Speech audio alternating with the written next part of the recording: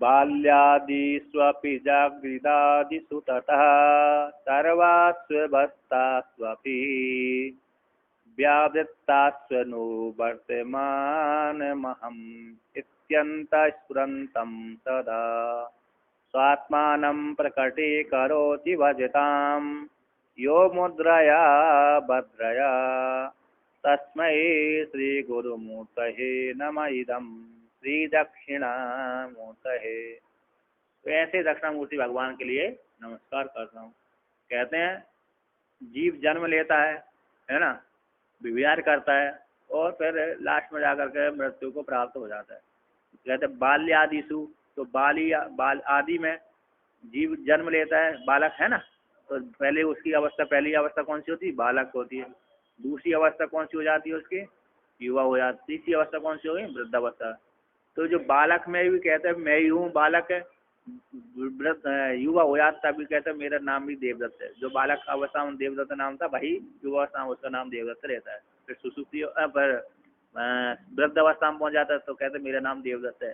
तो जागृत में मैंने वो भोग भोगे थे, मेरे को अभी स्मृति बन रही है तो मैंने यहाँ पर भोग भोगे थे। तो तीन जागृत अवस्था मतलब अरे बाल्यावस्था, युवावस्था और वृद्धावस्था में एक ही ज्ञान होता है, किंतु अवस्था में तो क्या होती रहती, व्यावर्तन होता रहता है। जागृत के जब अरे युवावस्था आती है ना, तब युवावस्था आते ही बाल्यावस्था चली जाती है। जब वृद्धावस्था आती है तो बाल्यावस्था और युवावस्था दोनों चली जाती है, अवस्थाओं का बाद हो जाता है। किंतु जो अवस्थाओं के भीतर रहने वाला है वो देवदत्त है, उसका बाद उसका व्यावर्तन नहीं होता। क्योंकि कहते मैं बालापन में भी मैं इसी शरीर में रहता था, युवा में भी इसी शरीर में, और वृद्धावस्था में इसी शरीर, ये मैं ही शरीर वाला हूँ। किंतु मेरा पहले बालक में इतना छोटा था, युवा में इतना बड़ा हो गया, हट्टा कट्टा हो गया, बुढ़ापे में जरूरियाँ पड़ गई मेरी। अभी जागृत आदिशु के जागृत में देखो, जागृत स्वप्न सुसुप्ति तीन अवस्था होती हैं।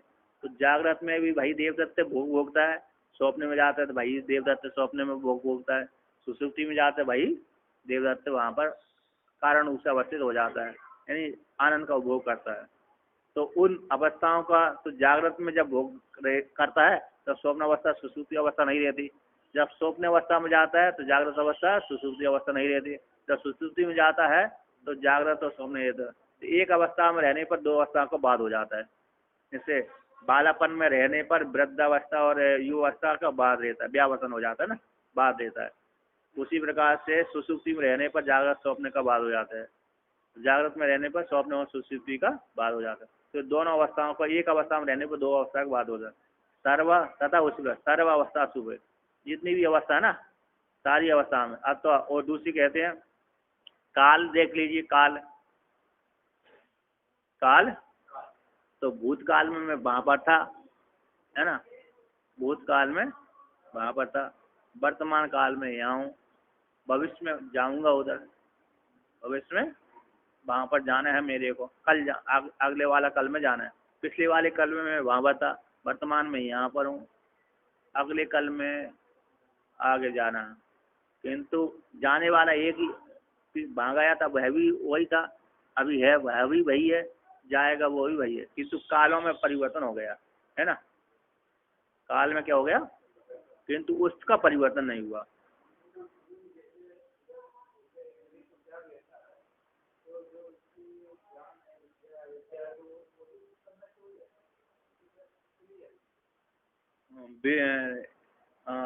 थोड़ी विद्या रहती है, नष्ट तो हो जाती है, लेकिन उसके ज्ञान का संस्कार रहता है। यदि योग साधना वाला है तो बना रहेगा। देखो कर्म तो हमेशा रहते हैं, उसके कर्म रहेगा, ज्ञान भी रहेगा उसका। उसने इस जन्म में कौन सा ज्ञान किया, उस ज्ञान के संस्कार उसके रहते हैं। तभी तो जो बच्चे पैदा होते ही कंप्यूटर चलाते हैं, कहाँ चलाएंगे वो, उनको पूर्व जन्म का ज्ञान था, पूर्व जन्म में उन्होंने कंप्यूटर चलाया था, पूर्व जन्म में उन्होंने क्या किया था, कंप्यूटर चलाया था। किसी कल्प में ये कंप्यूटर वाली मशीन में पैदा हुए होंगे वो, किसी कल्प में, ऐसे कलयुग में चलता है कंप्यूटर, सत्युग त्रेता में तो वर्णन नहीं आता। तो कलयुग में पिछले जो कलयुग होंगे, पिछले वाले जो कलयुग, उस कलयुग में भी कंप्यूटरों की ज्ञान रहा होगा। उस जन्म में जो पैदा हुए थे, उस जन्म में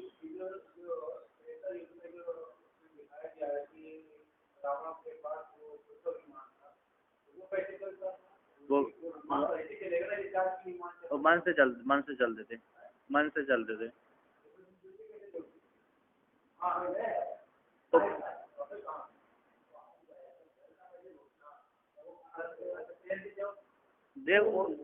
देवताओं के द्वारा बने हुए विमान सारे अपने आप मन के द्वारा चलते हैं। यद्यपि उनमें भी यंत्र बैठा रहता है, किंतु वहाँ पर अरे उनके द्वारा, देवताओं के द्वारा बने हुए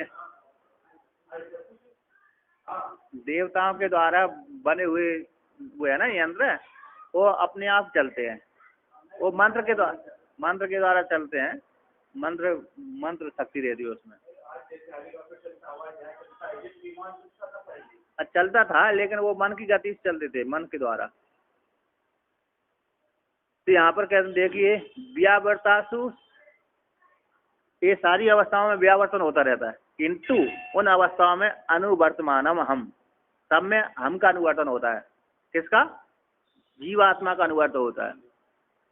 सारी अवस्थाओं में व्यावर्तन हो, एक अवस्था का आने पर दो अवस्था का व्यावर्तन हो जाता है, किंतु उस हम का तो अनुवर्तन होता रहता है। अर्थात मैं भाई हूँ, मैं भाई हूँ, मैं भाई हूँ, मैं भाई हूँ, हम का अनुवर्तन होता है, हम का व्यावर्तन नहीं होता है।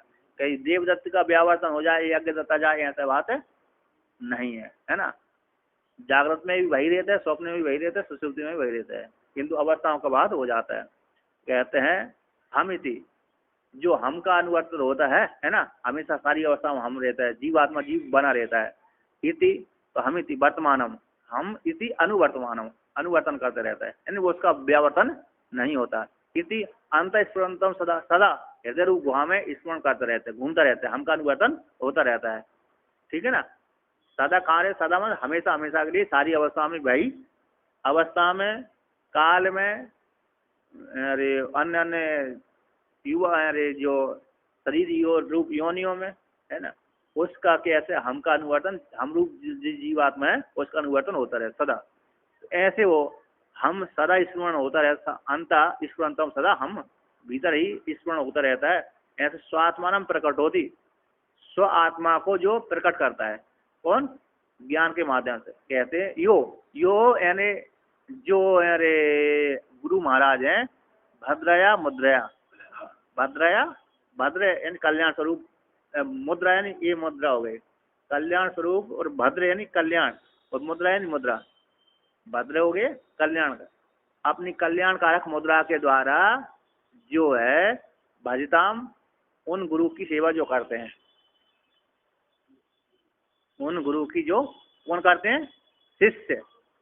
जो शिष्य उन ऐसे कल्याण स्वरूपक मुद्रा में बैठे हुए ऐसे गुरु की जो सेवा करते हैं, ऐसे गुरु के द्वारा स्वात्मा प्रकटी करोती, उनके सामने हमरूप जो आत्मा है, वो हमरूप आत्मा को प्रकट करवा, साक्षात्कार करा देते हैं। अभी प्रकट नहीं थी, अप्रकटी प्रकटी करोती, अप्रकटी जो प्रकट पहले नहीं थी, अप्रकटम इति प्रकटी करोती, जो पहले प्रकट नहीं थी आत्मा, स्वात्मा प्रकट नहीं थी, उस आत्मा को प्रकट करा आता, आप लोग साक्षात्कार करा देते हैं।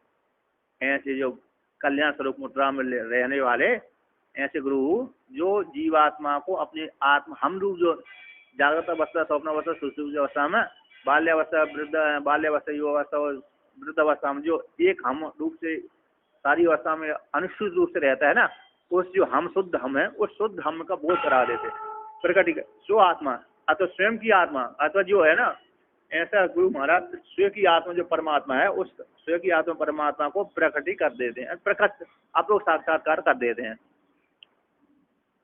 स्वयं आत्मा को प्रकट करते हैं। प्रकट क्या करते हैं? मतलब आप लोग साक्षात्कार करा देते हैं। किससे? कृपा दृष्टि से कर देते हैं, अथवा किसी प्रकार से ज्ञान के माध्यम से कर दिया, है कि नहीं? क्या दे दिया? ज्ञान कर दिया। ज्ञान से अब चिंतन करेगा तो हो जाएगा। तो अथवा ऐसे जब महान गुरु के पास में बैठेंगे, तो महान गुरु के पास में बैठने से क्या हो जाता है? ज्ञान हो जाता है। तो ऐसे जो प्रकट करा अब स्वयं आत्मा को, अथवा स्वयं तो दक्षिणामूर्ति भगवान शिव ही है। कैसे दक्षिणामूर्ति भगवान कौन है? शिव है, वो तो परमात्मा ब्रह्म ही है। अब ब्रह्म ही जो सभी जीवों में घूम रहा है, ब्रह्म ही सभी जीवों में घूम रहा है, तो वही अपने ब्रह्म को उन शिष्यों के हृदय में प्रकट कर देते हैं। क्या कर देते हैं? अरे ऐसे ही कर दिया उन्होंने, बस सामने वाले को कर दिया ऐसे ही, सामने वाले कर ऐसे करते ही वो मुक्त हो जाता है। है ना, क्या हो जाता है, मुक्त हो जाता है। ऐसे जो गुरु है अपने स्वयं की आत्मा को प्रकट कर देते हैं शिष्यों के सामने। भजन करने वाले, भजताम है ना, भजताम का कर दिया, अरे सेवा करने वाले, ऐसे गुरु के लिए सेवा करने वालों के सामने जो अपने भक्तों के समक्ष, अपने भक्तों के समक्ष भद्रा भद्रा मुद्रा द्वारा बाल हुआ अवस्था, जागृत आदि अवस्था ना, सुसुप्ति आदि अवस्था में अनुवर्तन है सदा हम रूप से स्फुरण होता है, ऐसे उसको प्रकट कर देते हैं अंतकरण में, हम रूप से अंतकरण में स्फुरण स्वात्मा को प्रकट कर देते हैं। ऐसे प्रकट करने वाले है आचार्य के लिए, गुरु के लिए, गुरु स्वरूप आचार्य के लिए नमस्कार है।